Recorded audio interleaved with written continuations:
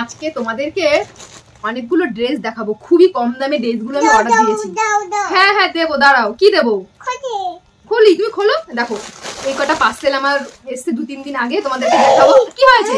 হ্যাঁ হ্যাঁ দাঁড়াও, চলো প্রথমে দেখাই তোমাদেরকে। এই স্কার্টটা দেখো, খুব সুন্দর হয়েছে স্কার্টটা। খুব কম দামে আমি এই স্কার্টটা পেয়েছি ব্ল্যাকের মধ্যে, খুব সুন্দর। দেখো স্কার্টটা, এই স্কার্টটা অর্ডার দিয়েছিলাম, খুব ভালো হয়েছে আমার।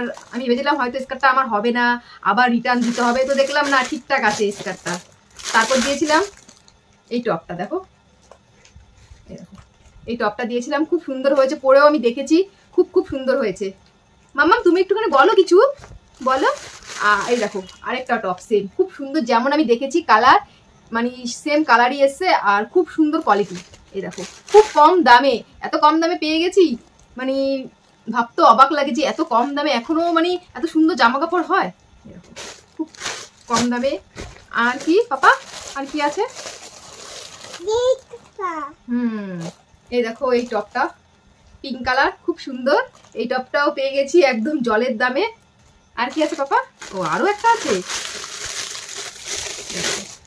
আরো একটা টপ, এই যে খুব সুন্দর কালারগুলো না, খুব সুন্দর, যেমন দেখেছি ফোনে তেমনই কিন্তু এসছে। মাম্মাম তোমার কি পছন্দ হয়েছে?